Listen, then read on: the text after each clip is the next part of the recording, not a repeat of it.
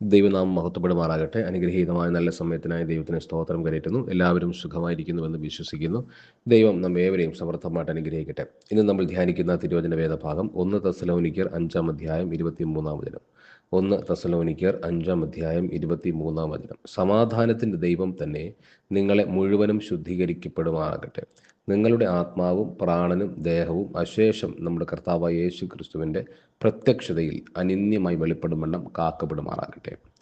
അനുഗ്രഹീതമായ ഒരു ശുദ്ധീകരണ വചനമാണ്. സമാധാനത്തിൻ്റെ ദൈവം തന്നെ നിങ്ങളെ മുഴുവനും ശുദ്ധീകരിക്കുമാറാകട്ടെ. നമ്മുടെ ജീവിതത്തിനകത്ത് ശുദ്ധീകരണ പ്രാർത്ഥനകൾ നടത്തണം. പല തരത്തിലുള്ള അശുദ്ധികൾ നമ്മളിൽ കാണും. ആ അശുദ്ധിയിൽ പ്രധാനപ്പെട്ട ഒന്ന് പാരമ്പര്യമായിട്ട് നമ്മളിൽ വന്നിരിക്കുന്ന അശുദ്ധികളാണ്. പാരമ്പര്യമായ ജനറേഷനിലായിട്ട് നമ്മളിലേക്ക് കടന്നു വന്ന പാപങ്ങളിലെ പൈശാചികത സ്വാധീനങ്ങൾ.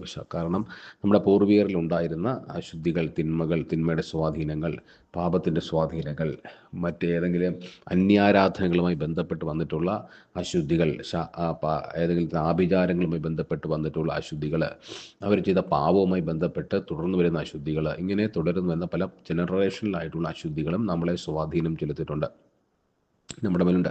ഇതിൽ നിന്ന് നമ്മൾ പൂർണ്ണമായും മോചനം പ്രാപിക്കണം.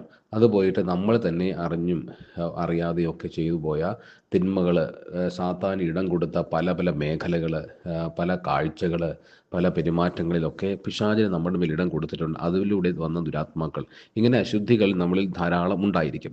അപ്പോൾ ഇത്തരത്തിലുള്ള അശുദ്ധികളെ നമ്മൾ നിരന്തരം ശുദ്ധീകരണം നടത്തണം. നിരന്തരം എന്ന് പറയുമ്പോൾ ജനറേഷനായിട്ടുള്ള കാര്യങ്ങളെല്ലാം നമ്മൾ കൃത്യമായിട്ട് ശുദ്ധീകരണം ഒരു ദിവസവും 2 ദിവസവും കൊണ്ടല്ല, പല ആവർത്തി ചെയ്ത് അതിൽ നിന്നൊരു പൂർണ്ണ വിമോചനത്തിന് വേണ്ടി നമ്മൾ പ്രാർത്ഥിക്കണം. നമ്മുടെ ജീവിതത്തിനകത്തുള്ള തിന്മയായ സ്വഭാവങ്ങൾ, പെരുമാറ്റങ്ങൾ, മോഹങ്ങൾ, അല്ലെങ്കിൽ ഈ കർത്താവിന് ഇഷ്ടമില്ലാത്ത പലതൊക്കെ നമ്മൾ കാണും. അതെല്ലാം ശുദ്ധീകരിക്കപ്പെടേണ്ടതായിട്ടുണ്ട്. അപ്പോൾ അത് വചനമടിസ്ഥാനത്തിൽ വേണം നമ്മളെ ശുദ്ധീകരിക്കുക. വചനത്തിലൂടെ അത്തരം അശുദ്ധികളെല്ലാം നമ്മളെ വിട്ട് മാറിപ്പോകാനായിട്ട് നമ്മൾ ആവശ്യപ്പെടണം.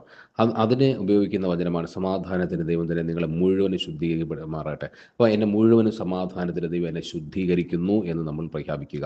നിങ്ങളുടെ ആത്മാവും പ്രാണനും ദേഹവും, അതാണ് നമ്മൾ ദേഹം, ദേഹി, ആത്മ, 3 മണ്ഡലങ്ങളും നമുക്ക് ശുദ്ധീകരണം ആവശ്യമാണ്. നമ്മുടെ ശരീരത്തിന് ശുദ്ധീകരണം ആവശ്യമാണ്, നമ്മുടെ പ്രാണൻ, നമ്മുടെ സോളിന് ശുദ്ധീകരണം ആവശ്യമാണ്, അതുപോലെ നമ്മുടെ സ്പിരിറ്റിന്, ആത്മാവിന് ശുദ്ധീകരണം ആവശ്യമാണ്. അപ്പോൾ ഇത് 3നെയും ശുദ്ധീകരിച്ച് പ്രാർത്ഥിക്കുക എന്നുള്ളതാണ്. വിശുദ്ധീകരിക്കുക. അശുദ്ധികൾ ഒരു സ്ഥലത്തും ഇല്ലാതിരിക്കട്ടെ. എല്ലാ സ്ഥലത്തും നമുക്ക് വിശുദ്ധീകരണം ആവശ്യമാണ്. ആ മൂന്ന് സ്ഥലങ്ങളും ശേഷം നമ്മുടെ കർത്താവായ യേശു ക്രിസ്തുവിൻ്റെ പ്രത്യക്ഷതയിൽ അനിന്യമേ വെളിപ്പെടുമെണ്ണം കാക്കപ്പെടുമാറാകട്ടെ. കർത്താവിൻ്റെ പ്രത്യക്ഷതയിൽ ഒരിക്കലും അശുദ്ധമായിട്ട് മാറിപ്പോകാതെ ശുദ്ധമായി വെളിപ്പെടാൻ വേണ്ടിയിട്ട് നമ്മൾ ഈ ദേഹം, ദേഹി, ആത്മാവിനെ ശുദ്ധീകരിച്ച് പ്രാർത്ഥിക്കണം. ഇങ്ങനെ നമ്മുടെ ശരീരം മുഴുവനും വിശുദ്ധിയിലേക്ക് കടന്നു വരും. അങ്ങനെ ഈ വചനം പറഞ്ഞ് നമ്മൾ ദൈവത്തോട് പറയാ, കർത്താവേ, അങ്ങനെ യേശുവിൻ്റെ രക്തം കൊണ്ട് എൻ്റെ ദേഹം, ദേഹി, ആത്മാവിനെ കഴുകി ശുദ്ധീകരിക്കണമേ. എല്ലാ പാരമ്പര്യ ശാപങ്ങളിൽ നിന്ന്, അശുദ്ധികളിൽ നിന്ന്, ഞാൻ ചെയ്തു പോയ പാപങ്ങളിൽ നിന്നും നമുക്ക് ഓർമ്മയിൽ വരുന്ന എല്ലാ കാര്യങ്ങളെയും എടുത്തു പറഞ്ഞ് ശുദ്ധീകരിക്കുകയും ഈ വചനം നിരന്തരമായി പറഞ്ഞ് അതിലൂടെ ജയമെടുക്കുകയും ചെയ്യുക. ഈ വചനത്തിലൂടെ നമുക്ക് അനുഗ്രഹീതമായ ശുദ്ധീകരണം, പൈശാചികമായ സ്വാധീനങ്ങളിൽ നിന്നുള്ള വിടുതലും ലഭ്യമാകുവാനായിട്ട് സാധിക്കും. ദൈവം നിങ്ങളെ അനുഗ്രഹിക്കട്ടെ. പ്രാർത്ഥിക്കാം. കരുണയുള്ള കർത്താവേ, സ്വർഗ്ഗീയ പിതാവേ, വചനം കേട്ട പ്രിയപ്പെട്ട മക്കൾക്കായി സ്തോത്രം. അവരെ തന്നെ ശുദ്ധീകരിച്ച് കഴുകി വെടിപ്പാക്കി ഞങ്ങളുടെ മക്കളാക്കി പൂർണ്ണമാക്കി അങ്ങ് വെടിപ്പാക്കി ഞങ്ങളുടെ മക്കളായി ചേർത്ത് കൊള്ളണമേ. ക്രിസ്തു പോലും ചോദിക്കുമ്പോൾ പ്രാർത്ഥന കേൾക്കണം. സ്വർഗ്ഗീയ നല്ല പിതാവേ, ആമേൻ. പ്രാർത്ഥനയോടെ സിബിൻ പോളച്ചൻ.